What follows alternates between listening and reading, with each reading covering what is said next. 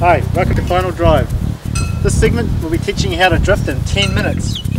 Now I know you're thinking 10 minutes, not very long, but it's not as hard as you think it might be.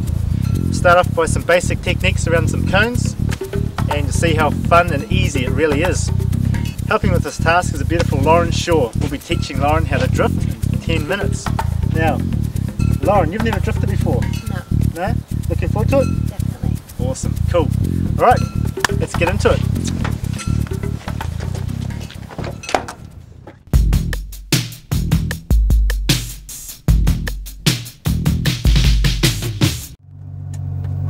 Alright, let's get down to business. We'll be teaching Lauren first how to get the tail out. This gives you the basic feel of what the car is like out sideways.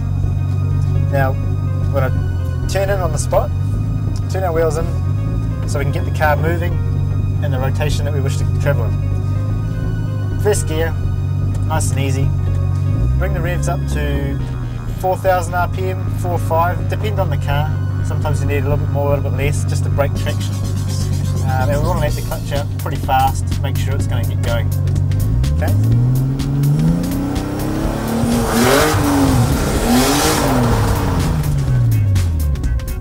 Cool. Okay, let's try that again, one more time. Turn the wheel in. We're not letting the wheels counter steer at all. We're just doing a 270-degree turn and then stopping.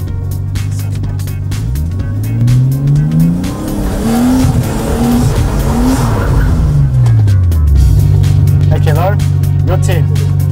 So we're going to turn the steering wheels in, give it some revs, drop the clutch, see how we go. And we lose it. Okay, not enough throttle. Yeah.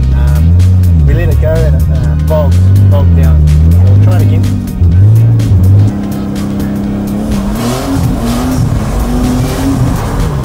Good. So that gives you a basic feel of what it's like for the tail to be out of line. And just start up the drift before the steering wheels start to counter steer.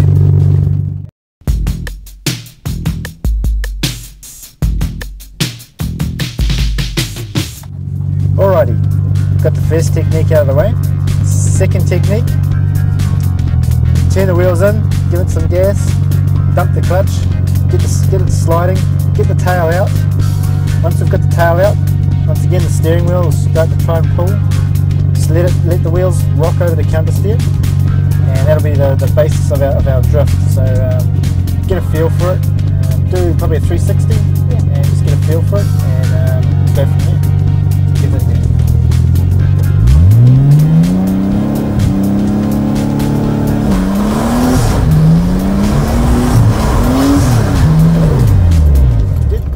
Perfect.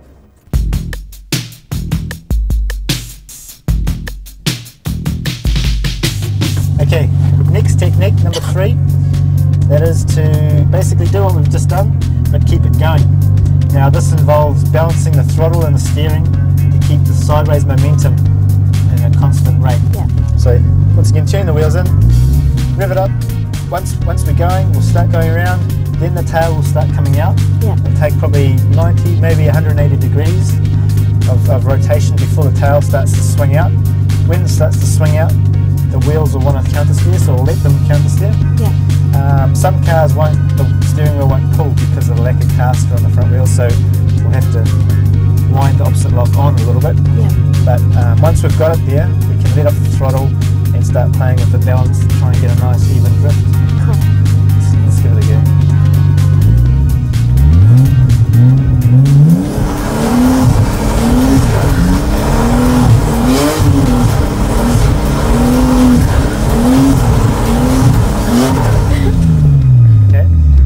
Balancing the steering and the throttle. You can steer the back of the car with the throttle.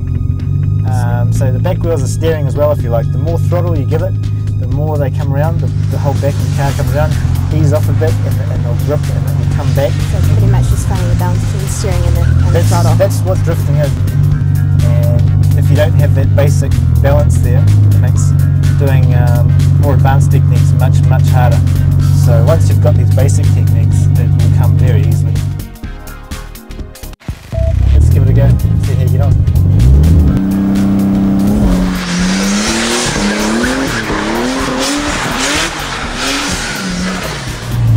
Pretty good, pretty good. First step. Now what you did there is when you let off the throttle, Yeah. the rear gripped and straightened up, pushing the front out. Just keep the revs up a little bit higher, Yeah. and it will keep the rear out enough. Give it one more go? Definitely, yeah. All right. Practice makes perfect.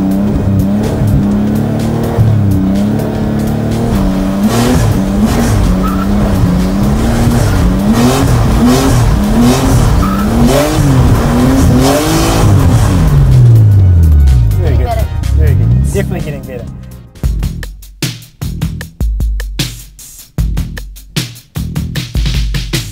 This is technique 4. Final. Same as before, but with a cone. Makes it lots harder. We have to make the car go around the cone. It's really good focusing on the circle. So much, not so much just making the car do its motion, but making the car do its motion around something. Yeah. So definitely a learning curve. It makes you work for it. So Cool. let's give it a go. A couple of things. If the easiest way to do it is to get the cone beside the car. Yeah. And get a nice tall cone so you can see it. Otherwise you can't see it very well. And if you get it beside the car, it's a lot easier. You have the front wheels end up sort of being quite straight. If you want to get better at it, see if you can get the cone right on the front corner of the car. Yeah. And that's a lot harder, and you have to actually counter steer to get it to do that. Okay. So get nice and straight with the cone. Once again, turn the wheels in, bring the revs up, Yeah. drop the clutch, counter steer, usual Yeah. story. Cool. Let's drift.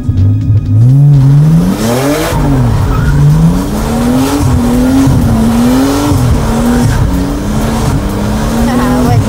Getting it nice and close to the cone. Keep talk while you're doing it. Okay. Easy as that. Easy as that. Well, maybe not. Maybe. Now, I'll try the slightly more advanced technique. It'll take more revs to do it, and to try and sit the front corner of the car right on the cone. This is what you want to try and work towards with this technique. You start off quite easy with the technique with the cone beside the car. Obviously, getting as close as you can to it. It'll Yeah. take a little while to try and get in and get a nice even circle. Yeah. Usually you end up going ovals and all sorts of things. And once you've got it in a nice tight circle with the cone next to the car, see if you can slowly get the cone further and further towards the front of the car. Yeah. And then once you've got that, you're ready for anything. Yeah. I'm actually going to try and cheat a little bit on this one and use a little bit of brake as well. And that will keep the front still. Yeah. So it'd be quite hard not to use too much brake, but that'll keep the front end from rolling too far. So it'll actually keep the pivot much tighter. Yeah. We'll give it a go.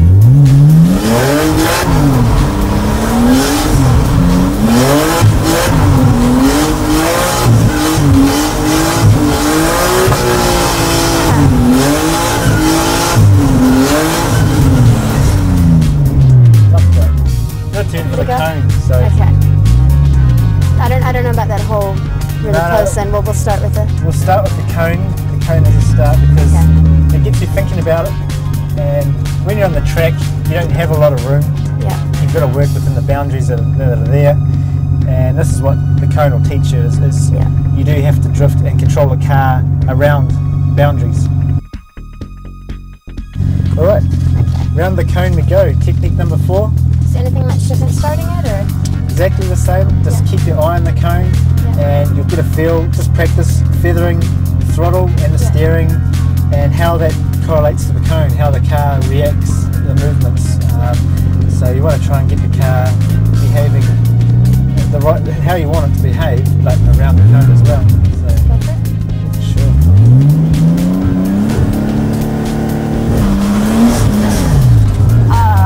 Bit more gas Well, there. we'll start that again. Yeah, a bit further away. Yeah, right there, right there.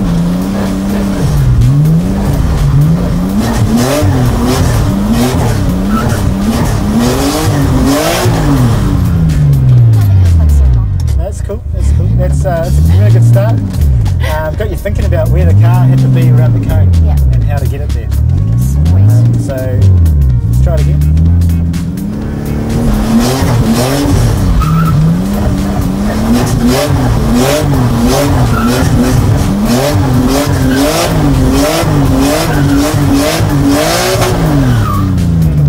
Yeah.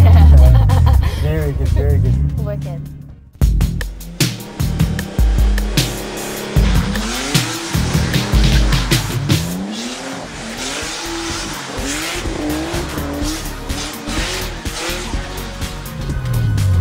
Woo! Wicked. Cool. Pretty confident with that now. Feel better. I'm going to try something a little different. See if you can handle it. Yeah. I'm going to replace the cone with something else. See how you get on. Oh boy.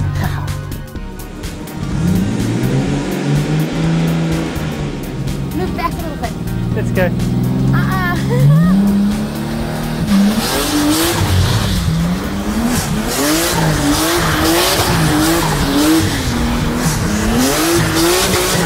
Too easy. Too easy. We have to find another challenge for you.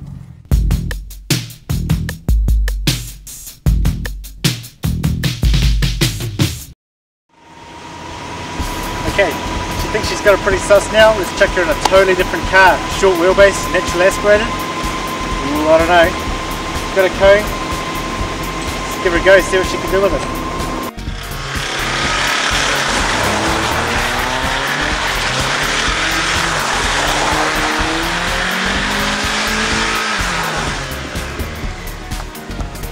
Very good. Excellent. Congratulations.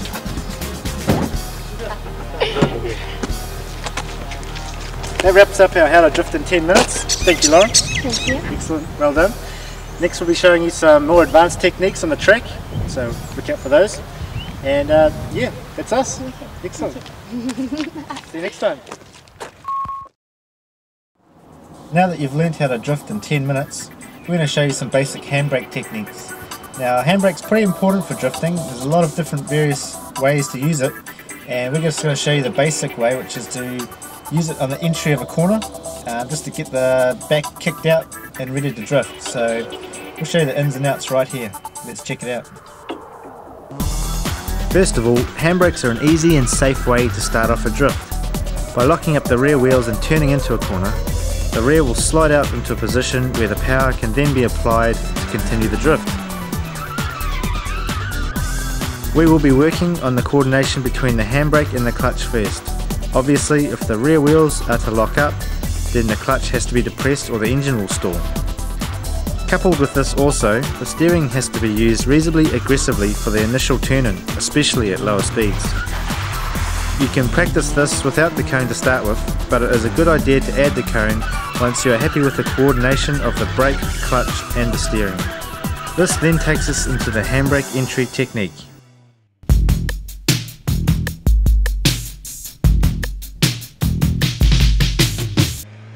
Utilising the skills we have just learnt and also adding the use of the throttle, we can now drift around the cone using the handbrake entry technique.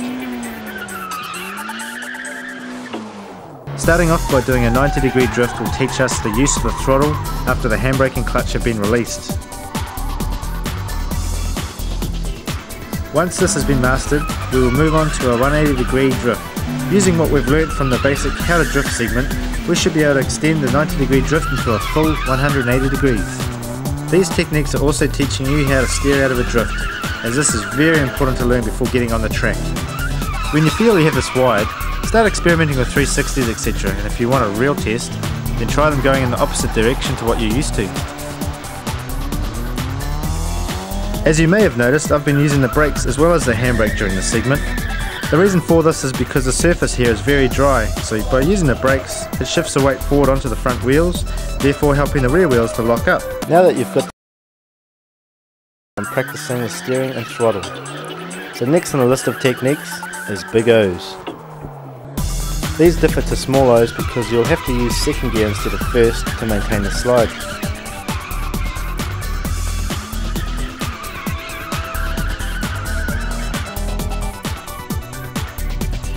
Here we've set out 4 cones to be varied according to your available space and skill level. Experiment with the angle, throttle and the size of the O. Also remember to practice these going both directions.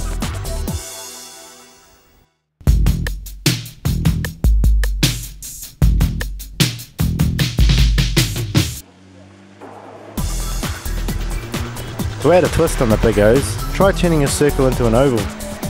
This will teach you throttle and braking control. The handbrake can also be applied at this stage to stretch the slide out into each end cone while slowing the drift down.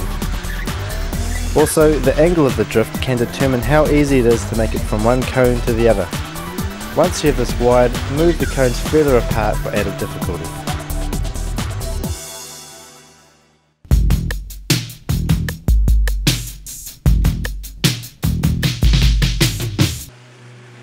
Moving along to the last intermediate technique, the figure 8. This is especially important as it teaches you how to switch direction between corners. Without this skill, linking corners together on the track is next to impossible. Start with the cones around 8 to 9 meters apart, much the same as the oval. Handbrake into the end cone as before. Once the car is more than halfway around it, start accelerating towards the second cone. At this stage, keep your eyes firmly fixed on it so the car goes where you want it to. When halfway between them, let the car switch direction while still maintaining some throttle. Experiment a little with the line and the speed needed to clear the cones. That wraps up our intermediate drift technique section. After practicing all that is detailed here, there should be no problems in taking what you've learnt to the track and shredding some serious rubber like this.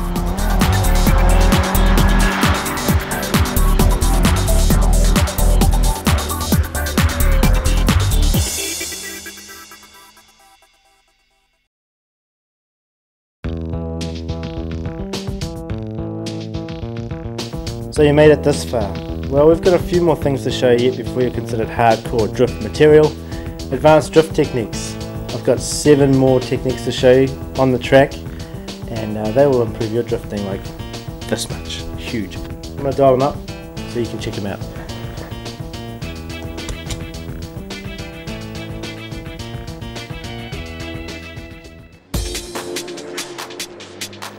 We will start with the most basic drift technique, power over. This should be the first type of drift you should do once at the track. Not only will it allow you to get a feel for the required speed of each corner, but also the grip of the tyres and the track surface. Start by turning into the corner. Once entered, press the accelerator down hard until the rear wheels break traction. Once this happens, let the front wheels countersteer and modulate the throttle as required to maintain the drift to the exit of the corner. If the rear wheels do not break traction and the car instead accelerates, then lift off the accelerator. Otherwise the car will pick up too much speed and you'll find yourself running off the track.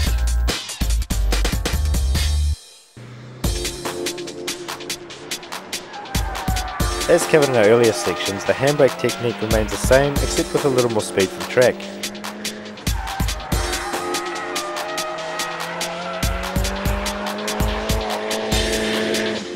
Once again, depress the clutch and pull the handbrake simultaneously while turning into the entrance of the corner. When you feel the rear start to slide out, release the handbrake and again, use the throttle and the steering to modulate the drift.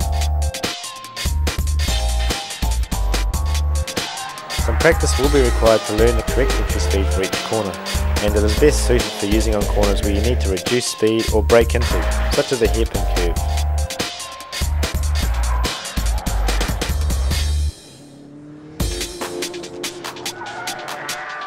Much the same as the handbrake technique, the shift lock is actually using the braking power of the engine to slow the rear wheels down instead of the handbrake.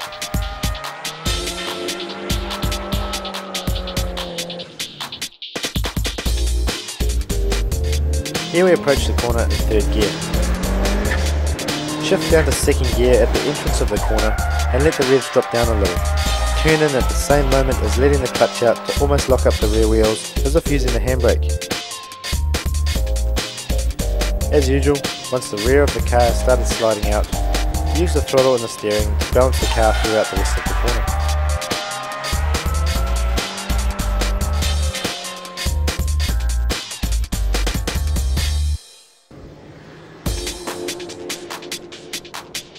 The clutch kick. This technique is suited for corners requiring more speed. As with previous techniques shown, the timing of the actual clutch kick is important. It has to coincide with the initial turn-in at the entrance of the corner.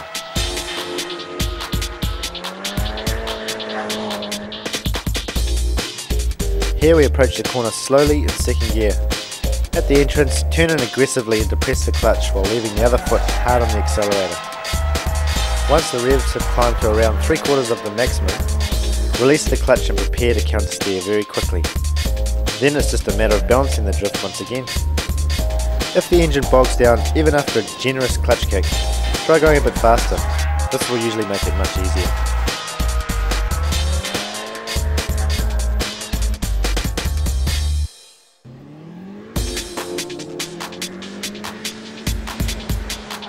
Getting more advanced is the braking technique. This requires a fast entry speed, where you can then use the brakes to upset the weight balance of the car upon entry to the corner.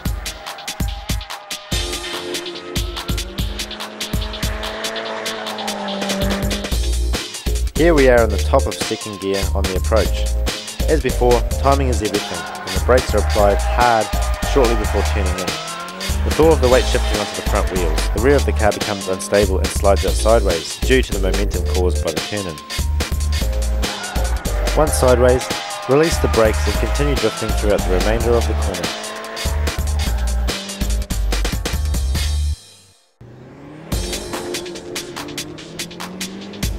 Weight shift, also known as feint.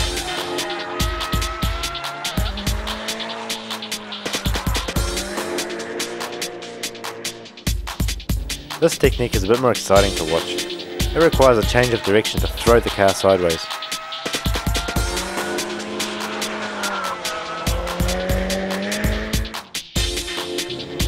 Approaching the corner on the top of second gear using the inside line, steer outwards before the entrance.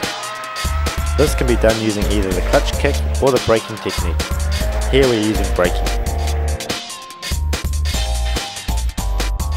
Over countersteering the car so it flicks back into the corner, where the throttle can then be applied to continue the drift. Practice will also be needed to catch the flick, as the car will want to spin out with all the extra momentum created by the weight shift. Well, that concludes our How to Drift segments. I hope you found our instructional video useful, and no doubt your drifting will improve no end because of it, I'm sure. Now remember, be safe out there, practice on the track where possible, and we'll catch you all next time. Thanks for watching.